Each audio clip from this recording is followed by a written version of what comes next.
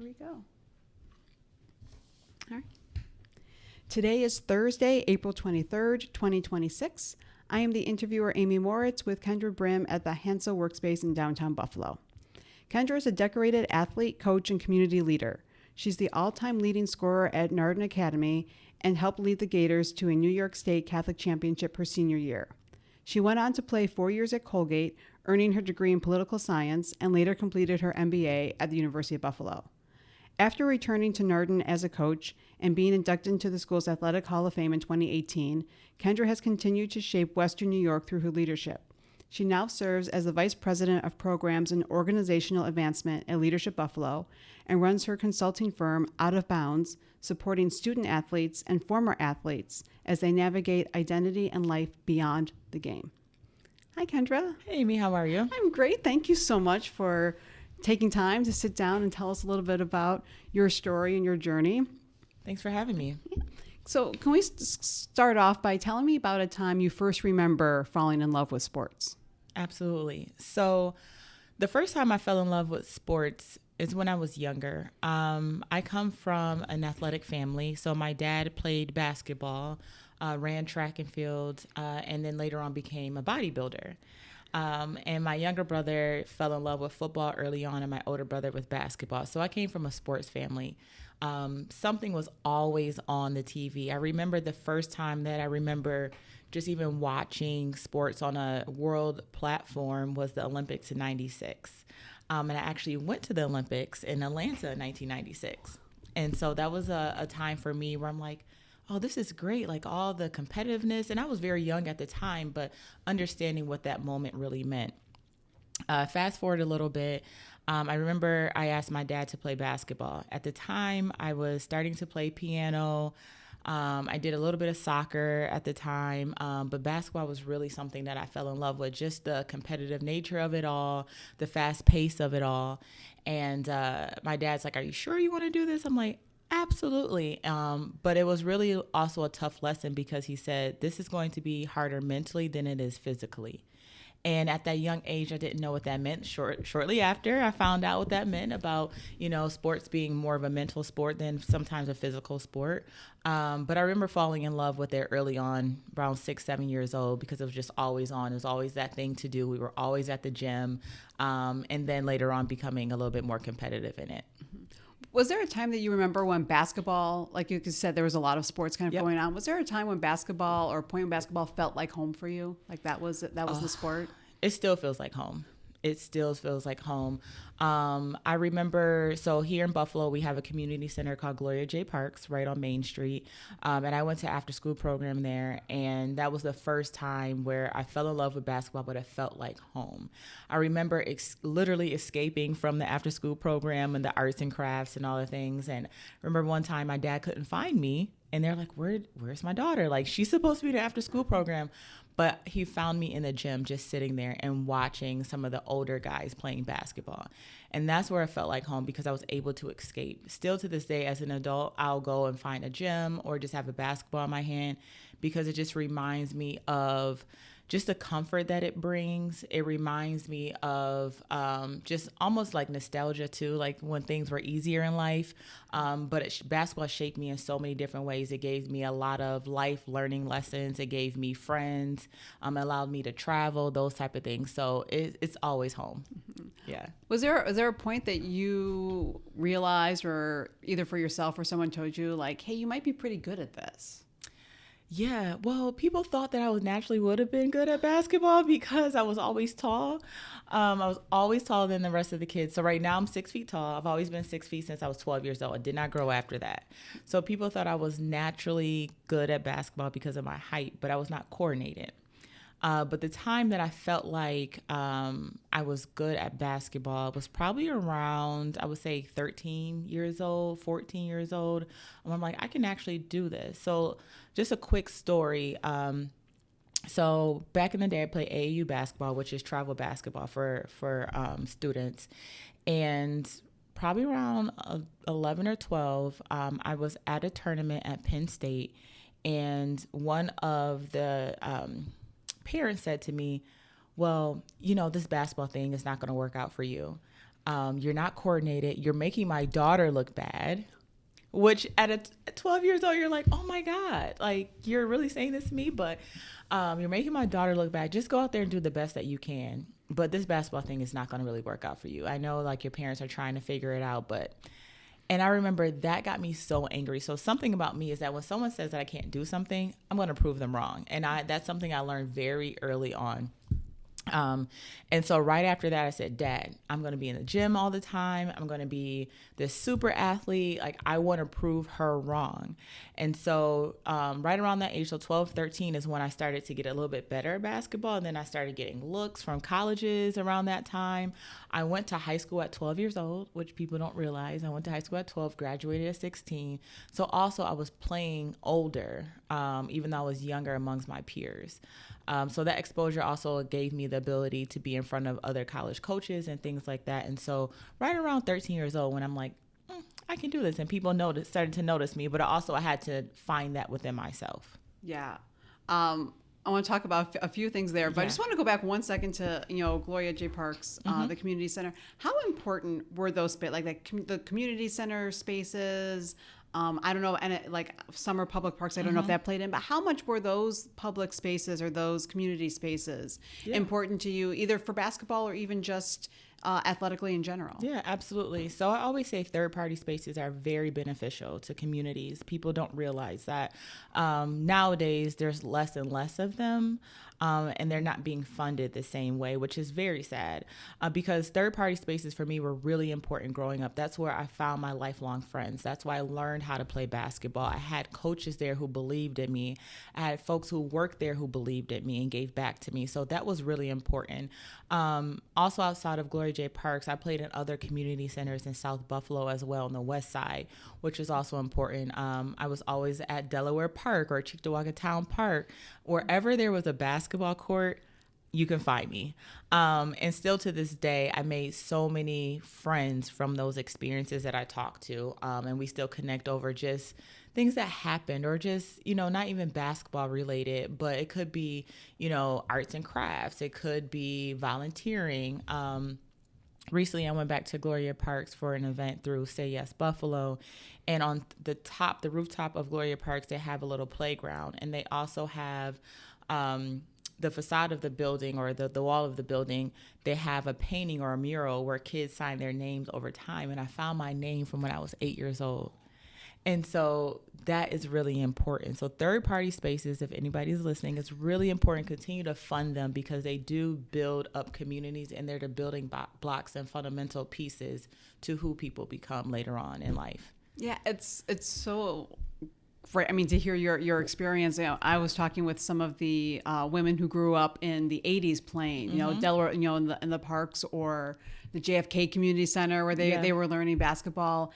And how fundamental that was to their development. And it feels like that, I'm certainly not an expert, but it feels like that's a lost space. Like kids aren't going to Delaware Park to play and learn how to play anymore. No, and I think there's a lot of things that contribute to, like I said, there's a lot of funding that's not happening in the community centers right now. They're literally falling apart. Also too, when it comes to a lot of parks and things like that, unfortunately, they're not as safe as they used to be. And that's just the reality of it. And then also too, kids are on social media and their cell phones all the time. Like I was just talking to someone about this yesterday. I actually was at JFK Community Center, working with some students and, they're all on their phones, they're texting, they're on TikTok or Instagram, and they're just not having the same communal, type of overall community like we used to back in the day. I wish we can get that back. I'm hopeful that we can get that back, but we have to continue to invest in those spaces. Yeah. All right. So let's fast forward to Nardin. Yes. First of all, you told me this, and I remember hearing that in your story that you graduated like at 16. Yes. Is there a story to share behind that or not really? Slight story. Well, not a long story, but slight story. One of the schools I went to. So one of the things about my parents is that they invested in me from a sports perspective, but then also too from an academic perspective. So it was made very clear early on that academics were key in this household. Like, you cannot play sports if your grades did not reflect, what you can actually do in your abilities. So one of the schools I went to, I will always finish my tests first. I was always just getting 100s. Like, things just came very easy for me. And so the teacher and the principal approached my parents and said, I think we want to put Kendra up a grade. So I ended up having half of third grade and half of fourth grade, which combined into 1 year. So then ultimately it was like I skipped a grade in a way.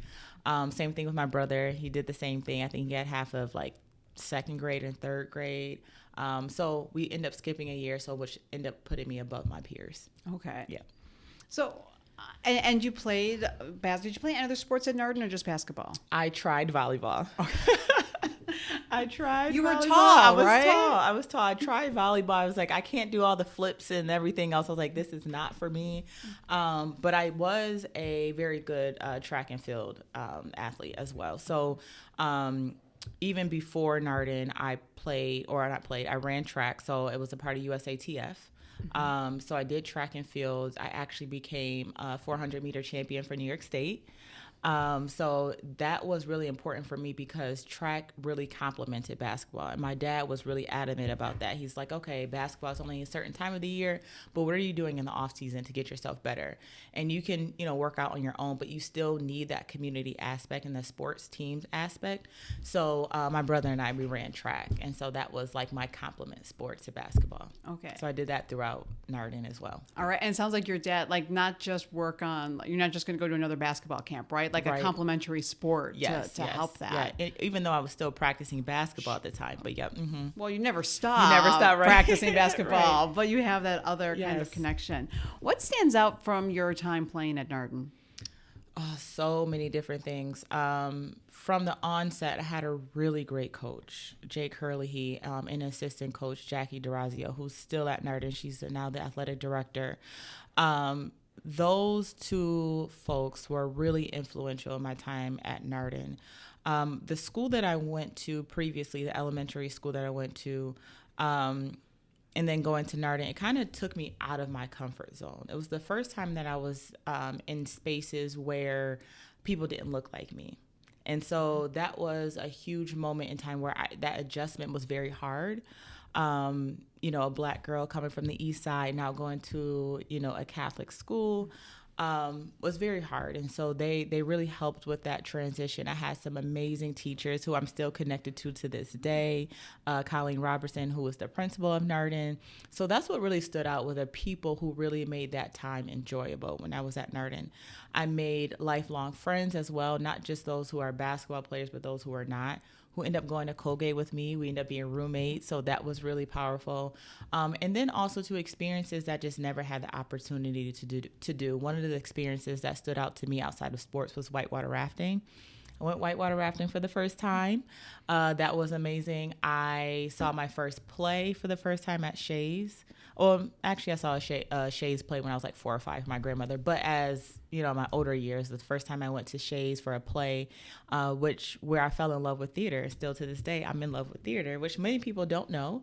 And I'm a Shays ticket season holder of 9-10 years, something like that. And so because I love theater, and that's something I fell in love with at Nardin. So outside of the academics, which were very rigorous at the time because it was the #1 school in Western New York, it was the experiences and the people that really made my time enjoyable. Tell me a little bit about the basketball and your senior season, mm-hmm. right? That was I think your senior season, right, was the New York State Catholic Championship year, mm-hmm. right? What do you remember, about that, and what was that season like that you kind of recall? Yeah, absolutely. So every year I played JV my freshman year, ended up tearing my MCL my freshman year, so I didn't play the full season. My sophomore year and junior year, we always got super close to the New York State Championship, but did not succeed. And so when I came into my senior year, I'm like, this is going to be the year. Like, I felt like I had to carry the team on my back in a way, but I'm like, we're going to do this.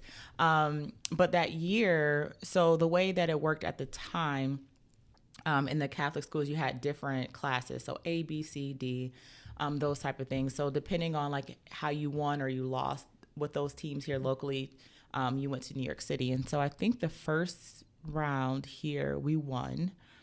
And so I'm like, okay, we're getting closer and closer. The second game, I ended up fracturing my ankle. And I'm like, oh, here goes the season. Like, what is happening? And I remember just crying on the court, not because of the pain, but also because I knew like, oh, this is going to be the end. But I had to trust that my teammates could carry us through. And so that's one of the lessons that I learned too, is that you don't have to do it alone. You have teammates who can support you and also can carry the torch. So even though we lost that game, we were able to go to the next round and play for like a lower class. And so we ended up winning that game. I did not play. And that was a lesson. Trust your teammates. So I ended up doing a lot of rehab in the short, almost like 2 weeks that we had as a break.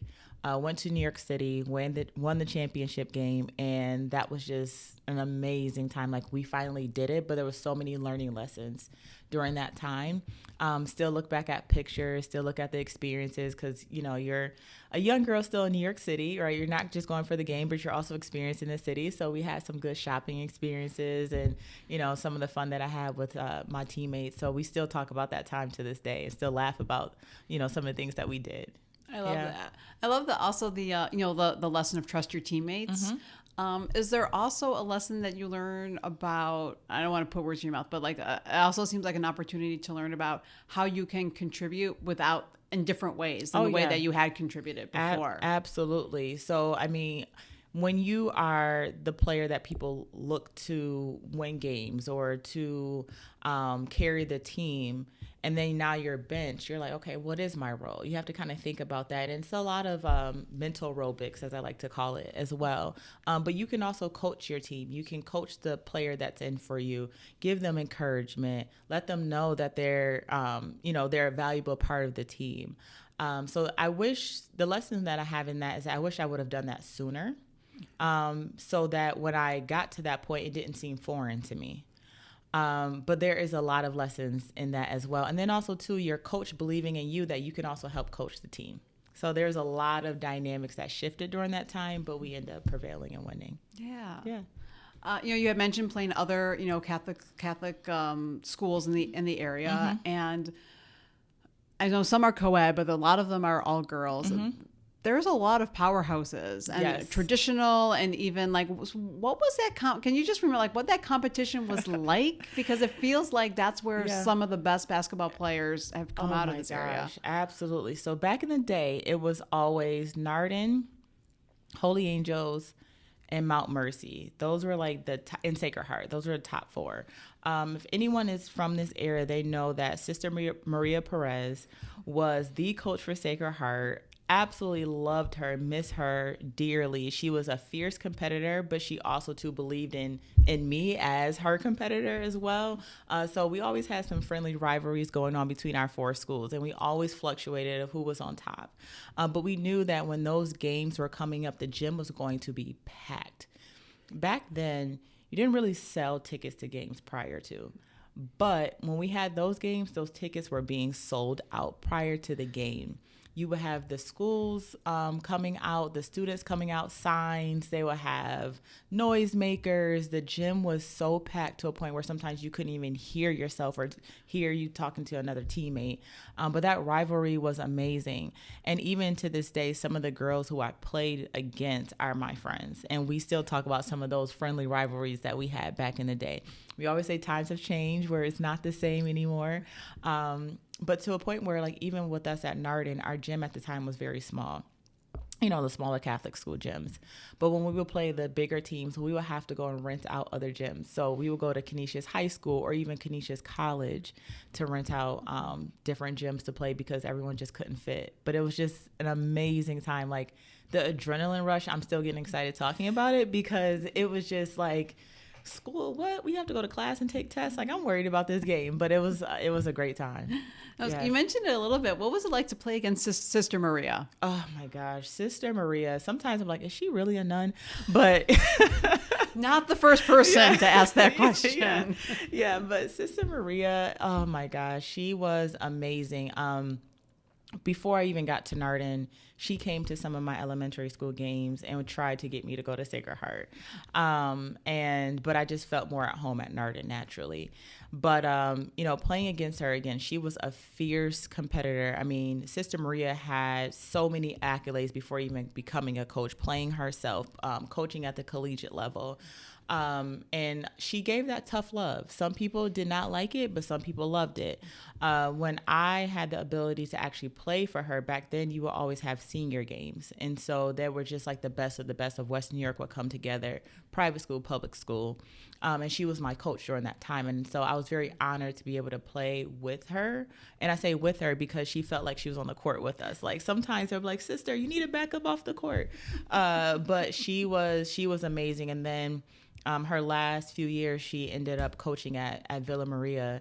And back then I was a coach at Nardin. So Nardin's home court was Villa. So I was able to still see her, still get some valuable life lessons from her as well. And unfortunately, when she passed, it was a huge loss to the basketball community.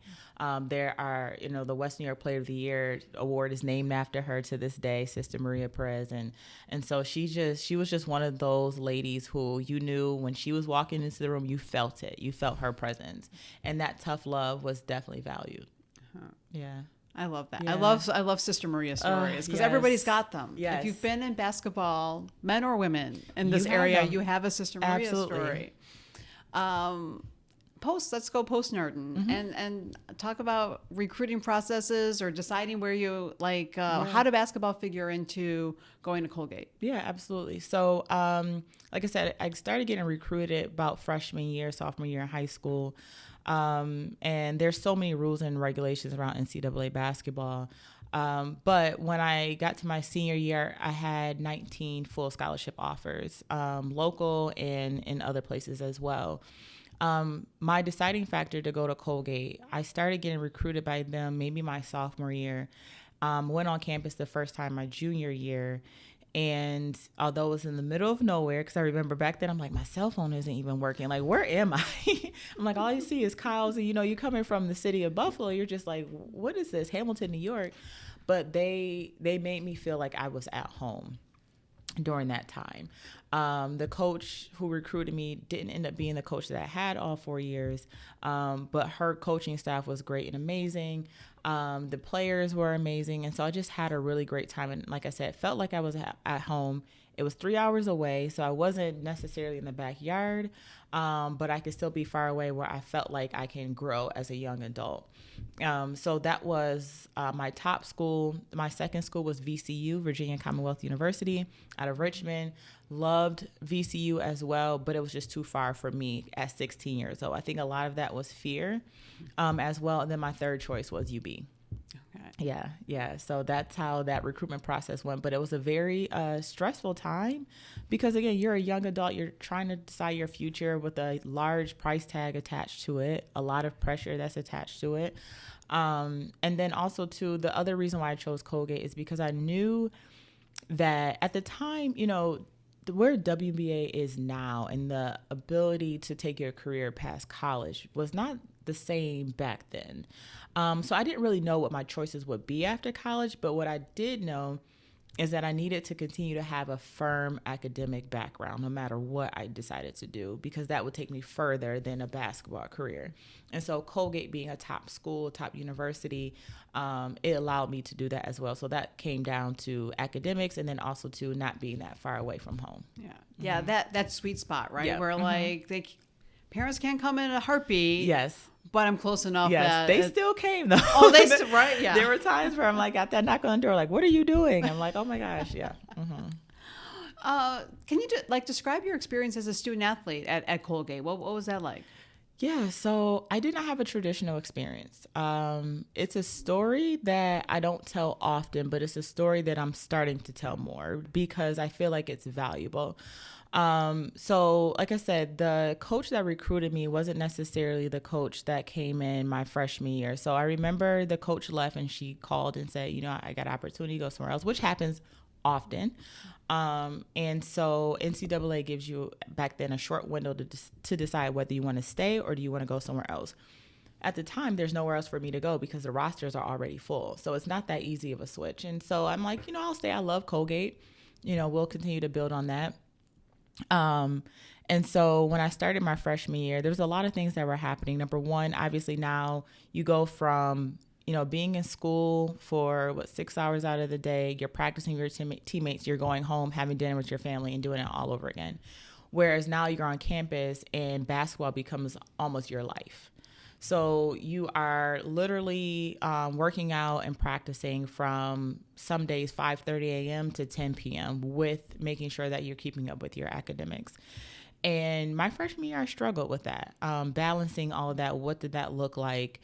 Time management was a thing that I thought I mastered in high school, but apparently I didn't my freshman year. So that was difficult. But also, too, on top of that, which I don't share often, but I did not have the best coaches. And it's hard to say that, and not from necessarily a knowledge perspective, but they weren't necessarily developing us the way they needed to into young adults. And my coach, and it's very hard for me to say this, but my coach, she was a racist. And so that is something that's hard to say out loud. She, contributed to a lot of just hurt and said a lot of hurtful things to me. But I still continued to push through. I had some amazing assistant coaches that helped push me through along with other players as well. I do a lot of things now in the community when it comes to advocacy and things like that. But it started when I was in college, to a point where I ended up writing the NCAA. And I said, this isn't right. There's something that needs to be done. One thing about me is I document a lot of different things and I write in our journal. So I was able to pull a lot of things out of that. So my senior year, I wrote a letter to NCAA to say that, what was going on with me. And I put in that letter that I vowed to make sure that no one else has to go through the things that I went through. And so NCAA looked at the letter, they did some investigations, and she was removed as a coach and she can't coach again. Now that was my story. So through the pain, I was able to find beauty in that and to be able to advocate for those who came behind me. After I left years later, Colgate hired its first Black women's basketball coach. The team looked quite different from when I played. I was the only person of color on my team for 3 years. So things looked different and felt different. And I felt like my voice and my advocacy was able to bring that to light. So yeah, it was a very tough time, but through that though, like I said, it had some amazing assistant coaches, amazing professors. They were, super supportive. I was still able to find joy in my major. I found a great advisor through political science. My minor is African American studies. I was able to be published through a lot of the writings that I did. I was able to go to Australia my senior year after graduation. One of the deans said, you know what, we really want you to have just a great capstone to your years at Colgate. And so she sent me to a study abroad trip, even though I already graduated. She said, this won't be credit bearing, but we still want you to have this experience. I was in Australia for 3 months, learning about the indigenous folks of Australia, Western Australia, learning about their culture, the way that they communicate, the importance of, their just overall community. And so I use those experiences of advocacy, of learning how other cultures worked well together and things like that to do the work that I do today. So I always feel like you have to sometimes go through muddy waters in order to grow. And so that's just my story. Mm-hmm.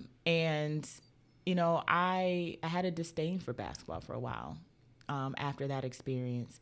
But I was able to find my love for basketball again because I had more positive experience than negative. Okay. Yeah.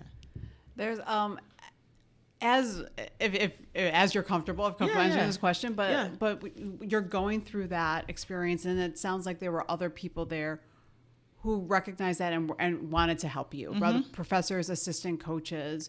what are some of the ways in which they did that, or you would recommend to someone else, like someone else who sees someone going through something like that and wants to be that ally? What helped you? You know, what were some of the things that they did that helped you get through that time? So a lot of times they had conversations with her. They recognized that they didn't necessarily have the power to remove her, but they helped me navigate and figure out what that looks like for me. So they had joint conversations with me, with the coach, so I wouldn't feel intimidated. The letter that I end up writing, they end up signing it with me and alongside with me. Like I said, they gave me experiences that typically student athletes don't get, like studying abroad. So they try to put, make me as comfortable as possible. But when I did decide to write the letter, they stood alongside with me. Unfortunately, the athletic director also did not, which is, again, the evolution of women's basketball is amazing to see. But at the time, the athletic director did not support women's basketball, which is insane to me, or women's sports. So he was not an ally for me, but they were able to kind of help me find my voice, so to speak. And so at the time, I became a great writer because I had to write my story. I didn't know where that was going, but I had to write my story. So much so where now I co-author a book. So again, like those supports helped me become the person I am today, and I still talk to them as well. Yeah. How did you find your love for basketball again? Oh gosh. So I feel like I can't talk about my love before talking about how I lost it. So like I said, with my experience in college, that's where I kind of lost the love for basketball. For years after I graduated, I didn't know who I was. And that's part of the reason why I started my business. I did not know who I was. I was always known as Kendra, the basketball player.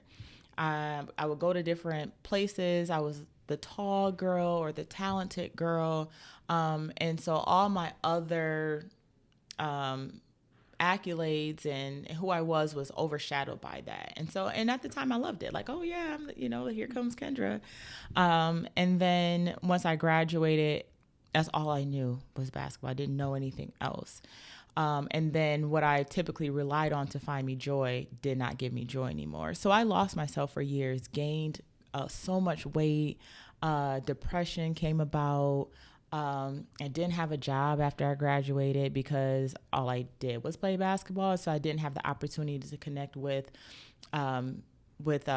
alumni or the career services or anything like that. So the way I found my love again was really just being back in the gym, putting a ball back in my hand, understanding, the opportunities that it gave me, and then also to where I can take those leadership qualities that I learned in basketball. I just didn't know how I wanted to formalize it, but it slowly started coming back. For a while, I couldn't even watch basketball.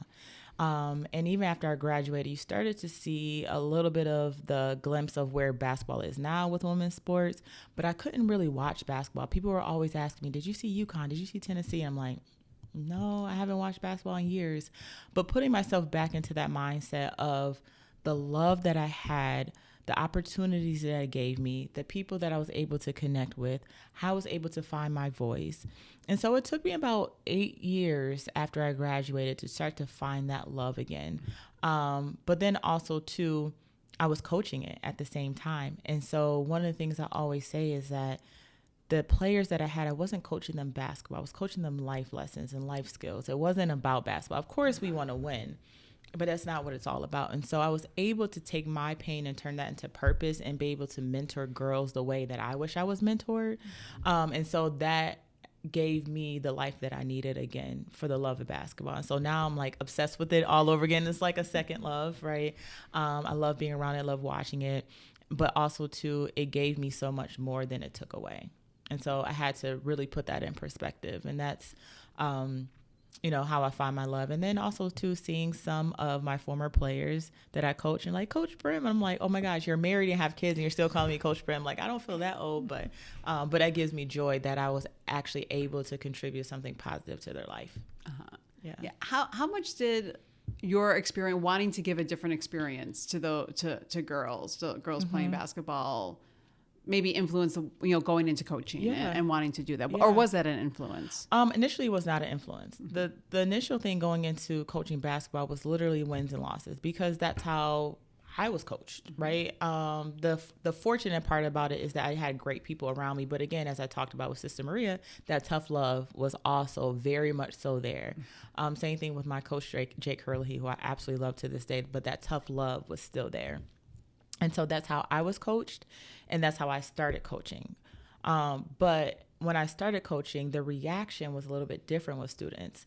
The parents also, too, were a lot more vocal than like our parents back in the day, because they were like, when I was playing, did you listen to your coach? Or, your coaches, that tough love is necessary. But when I started coaching, the parents are like, you need to back up off my child. Like, that's just a little bit too much. So it was a lot of learning lessons in that. But as my second year and third year came about, I wanted to make sure that I instilled in them things that weren't necessarily instilled in me, because I did not want them to leave hating basketball or saying, my coach, did she like me? She yelled at me, those type of things. And so when I took a step back and really think about what I needed when I was a player, I put that back into them. And so I always say they gave me so much more than I can give them.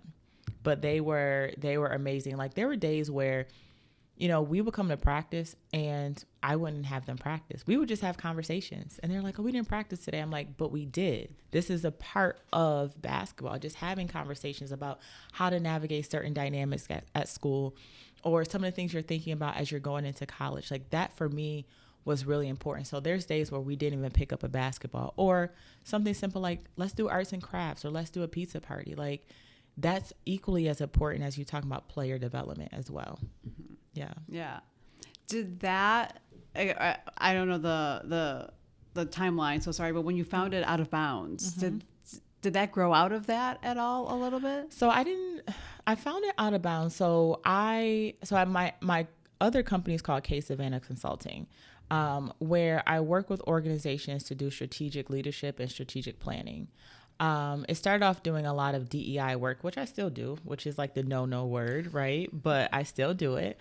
So I make sure that organizations embed equity into their strategy. So that's kind of where that business started from. From there, I started doing a lot more of leadership development.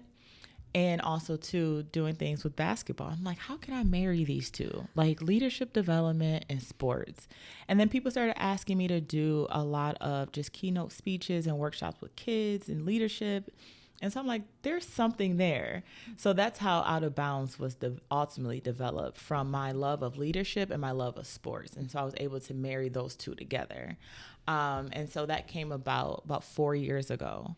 And so that has taken off. I work with so many students from a high school level, college level, working with basketball, football students, even now track and field, and just having those conversations. Now it's starting to expand where people are like, maybe this isn't just for student athletes. Can you also talk to just students about leadership development?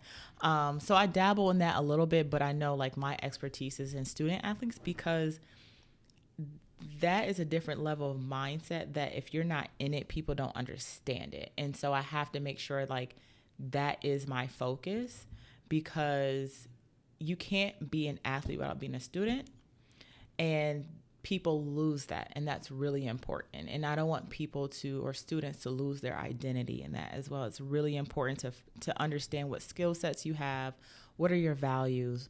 If this was stripped away today, who are you? And that was the question that I had to ask myself. And so that's how Out of Bounds came about. It's literally, if your titles were stripped today, who was Kendra?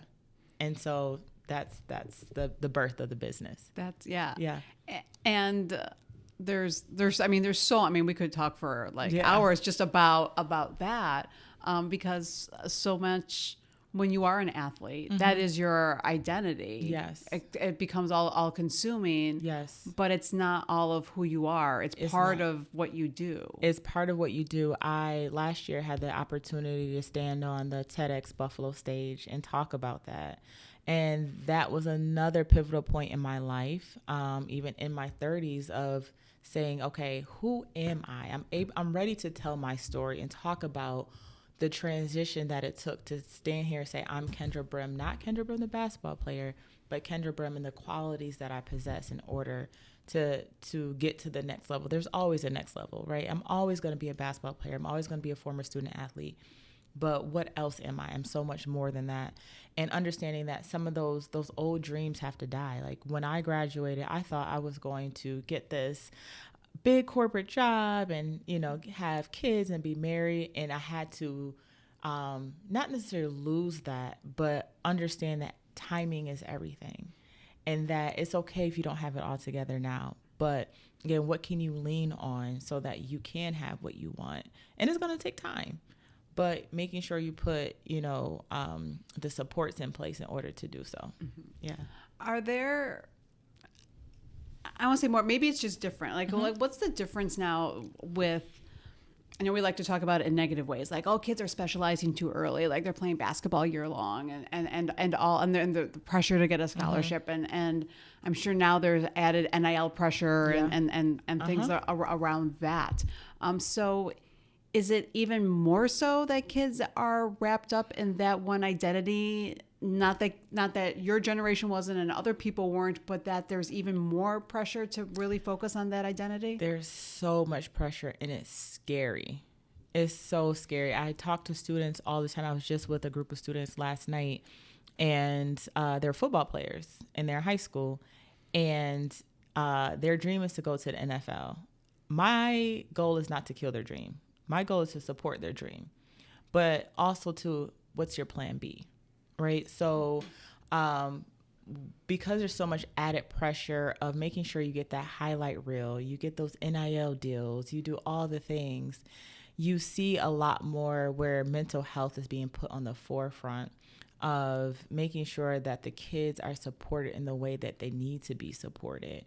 But it's like we're reactionary. It's like, okay, this is, as you're going through this, now we're going to put mental health in place, but we're not talking about the plan B. If you are playing sports, if you're playing, it doesn't matter what sport you're playing, what is your plan B? Is it that you can support sports in other ways? Is it that you can, and I talk to my brother about this all the time. My brother played football and he's also an engineer. How do you, like he's talking about making a patent for something sports specific. Like that's really important. Can you become a statistician? Can you become a physical therapist? Like how can you support your love for the game where if plan A doesn't work out, now let's start to develop plan B. And that's something that I wish that I would have known as well, because when basketball was stripped away and gone after I graduated, is there something that I could have did in the sports field that could have support my love? So those are the conversations that I'm also having to say, yes, I'm going to support your plan A, but let's support your plan B as well. And that's the conversation that's not necessarily happening. When you get at the collegiate level, it's so revenue generating that I think so many people in that space is just looking at, okay, how can we make this sustainable, right? But it's like, the athlete is being lost. The student piece of it is being lost in all of that. I was just listening to a conversation about a player. And if you're familiar with her, name is Flange. She goes to LSU. Well, she just graduated from LSU now in the WNBA. And there's a lot of interviews that her coaches are having about her. And they're like, she's an amazing athlete. She's also into music. She supports the community. She gives back. Never in that conversation they talk about her being a student. Like never in that conversation. Same thing with UConn. They were interviewing the players and they said, well, what's your favorite class and your professor? They couldn't even say what it was. They're like, I don't know. But they could tell you all about basketball. And that's the scary thing. It's like we need to still be developing the entire player, but I think sometimes there's so much money attached to that and early on that kids are getting lost in that. And I'm afraid for their mental health. Yeah. Especially depression, because when that's gone, what's next?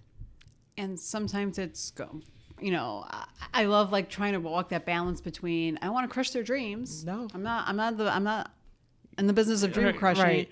But also like plan B, option B or plan B is not an option for failure, right? It's not like I failed at this, and there's many reasons that. Mm-hmm. you might not make your dream may not come true. That has nothing to do with you. It has nothing to do with you. And that's the hard part, to say that to students. When I talk to parents, I don't necessarily talk to younger students about this. Older students, yes, like college students. But when I talk to parents, I give them the statistics and the data. When you're looking at specifically women's basketball, less than 1% of women's basketball go to play at the higher level. And that includes international basketball as well. So we're not just talking about WNBA. We're talking about international basketball. We're in 2026. So prior to 2024, you only had in the WNBA 12 teams with 12 players. Now you do the math, right? So let's talk about plan B. Let's have a conversation about that. And not to say your plan A can't work, because I really hope it does. But statistics show that you need to have a plan B. So, yeah. And, in Western New York, specifically talking about this area, what are some of those biggest challenges facing girls and women in sport? Access. I think access is the biggest thing that, is a barrier. There's a lot of great initiatives that are happening. In West New York, you have Women in Sports or Girls Day in Sports that's happening. United Way does a great job every single year bringing in partners. There's some initiatives that's starting to happen with First Tee, West New York for golf and girls in sports. So you're seeing these initiatives that are popping up because people realize that access for women's sports isn't necessarily there. It's the same thing of back when I was playing, where it's like, oh, girls can't be on the court, and you just bully your way through. But what happens to those people who can't bully their way through on the court? I would end up playing with a lot of guys back in the day. But now, girls don't necessarily want to play with guys. So now we have to figure out how we can make sure that sports are accessible to them. I think the other part of it and not just girls, but just as a whole, sports is expensive. Basketball, not as much, because you just need a basketball, but as we talked about early on, those third-party spaces and those courts aren't necessarily present or safe. So now you have to pay for like a private gym and things like that. So I think accessibility is something that we need to look at when it comes to sports as a whole. And then for girls, how do we create the mentorship pathways as well for our women and our girls, and then also to let them know that they can do so much more than the traditional sports that girls are put into as well. Yeah. And last question for you. I mean, we haven't talked about Title IX, but obviously we've benefited from Title IX. What does Title IX mean to you?